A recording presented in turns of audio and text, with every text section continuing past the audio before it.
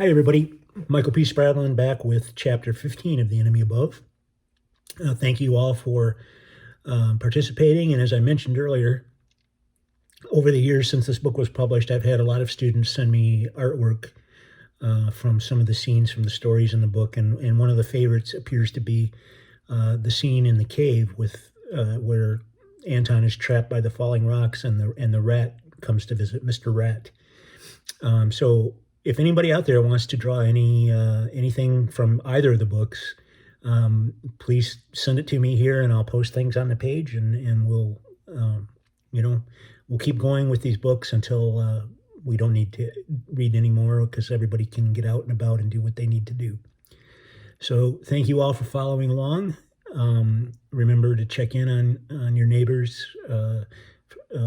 Remember to watch out for each other, and let's be kind to one another. All right. Here's chapter 15 of The Enemy Above.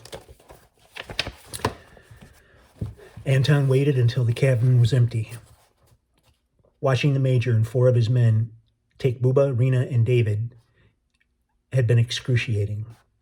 He wondered if the Gestapo had a vehicle on the surface to carry Buba away, or if they would make her take the long walk to the nearest road. The other soldiers split up into groups of two and disappeared, heading in every direction to search the cavern's many tunnels. He hoped they wouldn't spot the markers he and Daniel had drawn. After a few long minutes, Anton crawled out from his hiding place as quietly as he could. He strung his blanket bag over his shoulder and crept silently to the tunnel entrance. He did not dare use a lantern or flashlight. Pausing, he listened for the sound of retreating soldiers. When he was certain he was alone, he scurried up the tunnel to the cave's entrance. The starlight was a welcome sight, but he couldn't dally here. He had to find Buba. The view in front of him was pockmarked with boulders and far too rocky for a vehicle to get close. But off to the east, toward the river, he heard the sound of an engine. He studied the surrounding terrain. There were no soldiers in sight. As quickly as he could, he darted in the direction of the revving engine, using the boulders for cover. Several meters away, he spotted a half-track idling along the riverbank. In the distance, he could see Buba and Rena being loaded roughly into the back of the gray metal military vehicle. The giant black swastika painted on its side, a grim reminder of the monsters who controlled their fate. The half-track pulled away and traveled slowly along the river. Anton broke into a run. They would not be able to drive at full speed until they reached the nearest road. He should be able to keep up with them. Perhaps if he could get ahead of them, he could find a way to stop the vehicle. If he could get the Germans to abandon it and force them to walk, he'd have a better chance of freeing Buba. It was risky, and it wasn't even a plan. Not really. But it was the only thing he could think of. He wished Uncle Dmitri were here with him. He would know what to do. The major had said the prisoners were being taken to Borda to be interrogated. Borda was many kilometers from the cave. He would need to stop them before they reached it. Taking one last look to be sure no other Gestapo were about, Anton sprinted from the cover of the rocks and followed the half-track into the night. His ribs were still sore, and each step sent a little jolt of pain through his side, but he pushed it from his mind. He would follow them and find a way to get Buba back. Rena and her son, too. He would get them all back. As he ran along, he wondered what had happened to the rest of the group. How would they get to Spradlin? If this half a plan was successful, how would they catch up? One thing at a time, Anton, he told himself. The ground was rough, and he stumbled several times as he ran, but managed to keep the half-track in sight. He wished he could use the flashlight he'd stashed in his bag, but he couldn't risk it. He tripped over a rock and fell headlong into the hard ground, scraping his hands and knees. It felt as if a knife had been driven into his ribs. He wanted to cry out in pain, but would not allow himself. He took a moment to catch his breath, then clambered to his feet and got back to running after the half-track. They had now reached the potato fields that ran along the river bottom.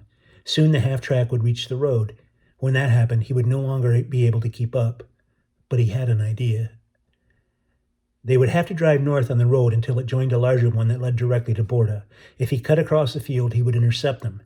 Anton turned and ran, keeping the half-track on his left. His breath caught as it disappeared behind some trees, so he pushed himself harder, cutting diagonally across the field. As the half-track emerged from behind the trees, it slowed. A bright searchlight from its roof cut through the night. Anton assumed they might be looking for other members of his party. The half-track crawled slowly along the road now. This was his chance. He knew that the searchlight could find him, so he sped up, charging through the field as fast as his legs would carry him. He had no idea how he would stop them, but he had to try. When he reached the edge of the field, he noticed a small shed. The potato farmer who owned it would keep his equipment there. If Anton could get inside, he might find something he could use to stop the half-track. But when he ran around the small shed to the door, his heart sank. It was padlocked shut. Anton examined the lock. It was old and rusty. He dropped to his hands and knees and felt around until he found a rock the size of his fist. He worried about the noise he was about to make, but there was no time to dwell on it. He smashed the rock against the lock. It held. Again he swung, and again the lock would not budge. The third time he raised his arm high over his head and brought the rock down on the lock. It broke open. Scrambling inside the shed, he pulled the door closed, grabbed the flashlight from his pack, and flicked it on. He'd found a treasure trove. There were hoes and shovels and scythes. The walls were lined with hammers and wrenches, but he couldn't see anything that might help him stop the half-track. Shining the light into all corners of the windowless room, he saw a shelf on the back wall that held several cans.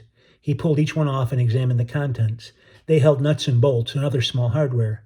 The last can was the biggest. It was heavy, and when he looked inside, he nearly jumped for joy. It was full of rusty nails, hundreds of them, and he gave them a very good idea. He tucked the can under his arm, raced out of the shed, and headed for the road. And that's chapter 15, and we'll be back tomorrow with chapter 16. Everyone, take care.